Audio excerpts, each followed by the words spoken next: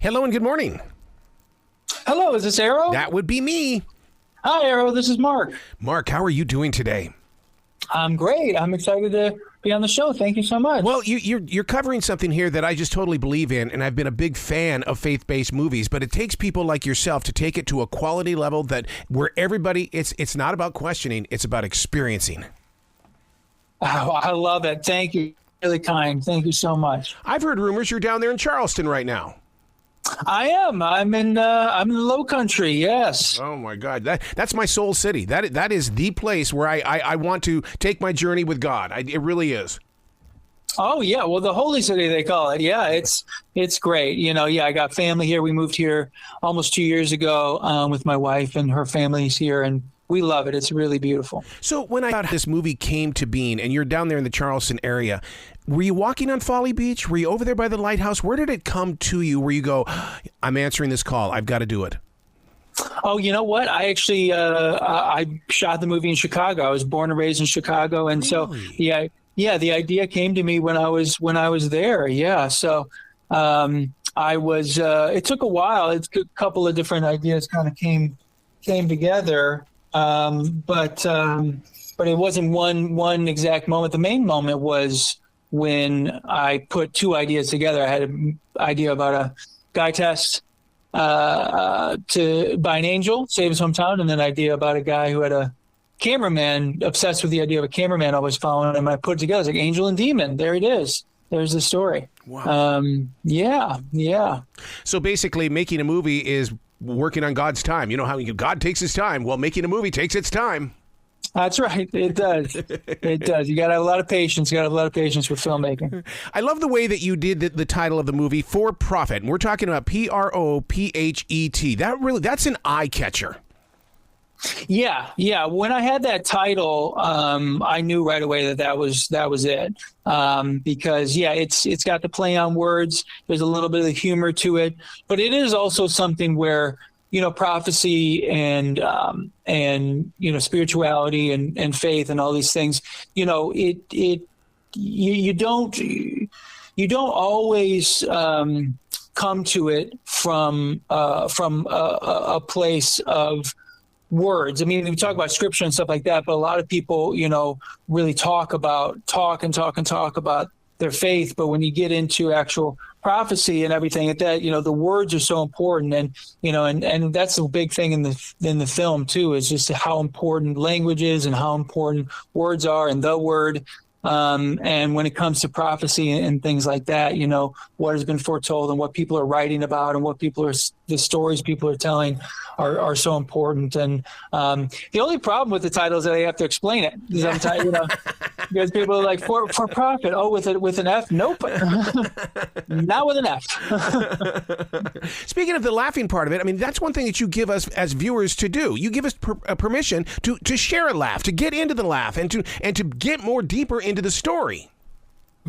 Yeah, comedy is where I come from. That's where I cut my teeth. So I did about 10 years of comedy right out of, I went to UCLA Film School and got into a sketch comedy group there. And so for about 10 years of my professional career, I was doing mainly narrative comedy. And then I was I felt really called to be in the faith world but to bring the skills that I worked on there that God gave me and bring that humor and that lightheartedness to the faith world, which, we definitely have a lot of great drama, a lot of great inspirational moments in the film, and it's very much so a deeply faith film. But the lightheartedness brings people to it, I think. When you have such heavy subjects and heavy drama in a lot of these faith films, certainly, having a cry fest is really good, but being able to laugh and cry at the same time, I think that's how people can really, really come to spirit, because, it's one of those things where I,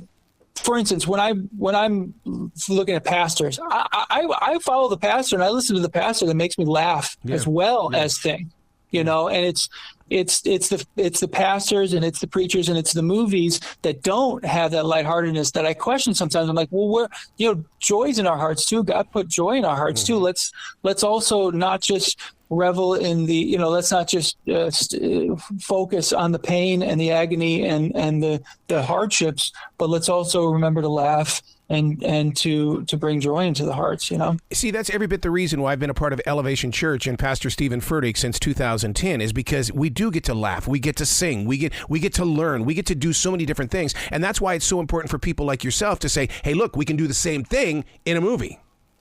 Yes. Oh, absolutely. Yeah. And when you're with people like at church or in a movie theater or with your family at a movie night at home, you know, being able to laugh with people you care about and being able to worship and bring joy and sing and all these things, you know, the full spectrum of emotions is what God gave us. And we need to understand that. And we need to understand that, you know, laughter is a great, wondrous gift. And being able to partake in that is special. And that's something that I feel called by God to bring to the faith world is humor.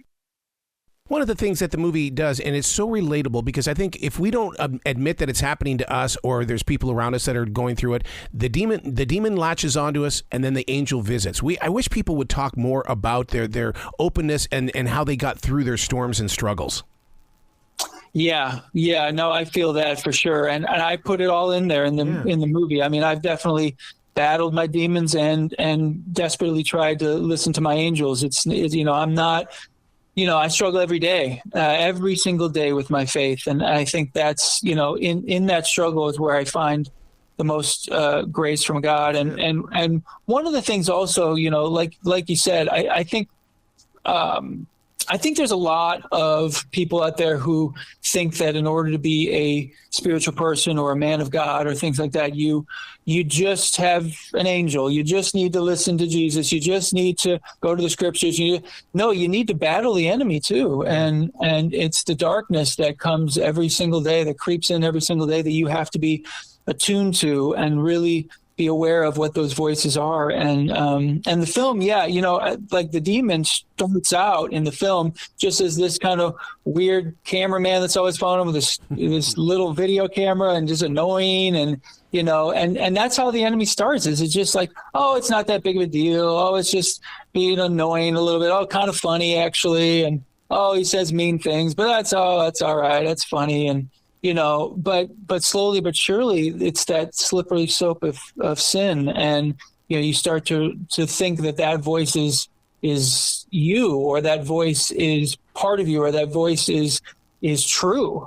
Worst case scenario, that demon voice is actually true, but no, it's not. It is not at all, and that's why you have to listen to the angel voices. It's such a difficult task. Everybody on this planet has the human condition of angel and demon on the shoulder. And it's a difficult life. And nobody told us any different. And that's what Christ teaches. But it's one of those things where you got to recognize the demon and the angel in order to really thrive in this life. We're in this generation right now where it seems like, and I've talked with more actors about this, in the fact that when they did a faith-based movie, then what happened is that then Hollywood ignored them. And it's like, no, you got to reach beyond. And so it takes people like yourself with a movie like this to say, look, we can still grow together. Because, I mean, I was shocked the other day when I was talking with Cuba Gooding Jr. with his faith-based movie. And it's like, I love it that everybody is saying, yes, I am part of this outreach. And maybe that's what we need more of. Be proud of the outreach. Yeah, absolutely. No, it took me a minute to really embrace coming into the faith market too. I mean, one of the issues is that, well, for me, was that I'm a true filmmaker. You know, the last 20 years I've been making movies, and I started when I was a teenager. And, you know, when it comes to, I really care about filmmaking. I really care about cinema and storytelling and narrative and production value and cinematography. These things matter to me. Storytelling is very, very important to me.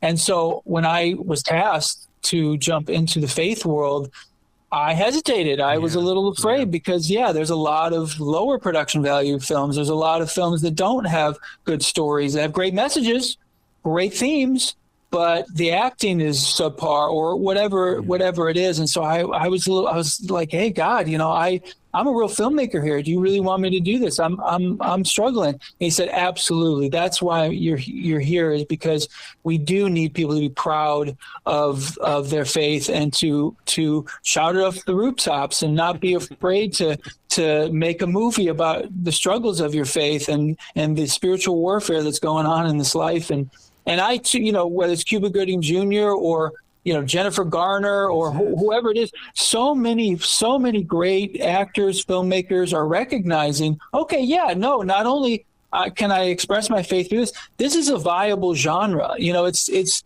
something where, whether it's action or horror or drama or whatever, faith has become its own genre that is actually doing well for a lot of companies. And therefore, there's not only a spiritual task of like, yes, I want to express my faith through these films and tell these kinds of stories, these uplifting, positive stories and characters, but also, okay, yeah, this is working in a business sense. And so there's so many, it's really inspiring actually to see all these filmmakers and actors finally come around and be like, okay, let's go make a faith movie. Let's not be afraid to do it. Let's go out there and let's tell these positive stories. Mark, where can people go to watch this movie? Is it the flat screen? Is it the big screen? Where is it at so they can really experience this motion picture? Well, right now we just launched on video on demand. We had a great theatrical run for almost 3 weeks nationwide in 5 states. Yeah, it was really fantastic back at the end of June. And now we are launched on video on demand. So the main thing is go to Amazon, watch it on Amazon. You know it, you love it, rate it, review it, spread the word about Amazon. But we're across the platforms, digital and cable. So wherever you like to watch movies on your cable box, on your dish, if you go to Google, iTunes, Apple Play, YouTube, Vudu, tons and tons of platforms. So we're out there. Look it up. For profit with a PH. But the main thing, go to Amazon and experience the prophecy. Well, you got to come back to this show anytime in the future. The door is always going to be open for you. Arrow, thank you so much. Bless you. That's amazing. Well, you be brilliant today, okay, Mark? Right back at you, sir.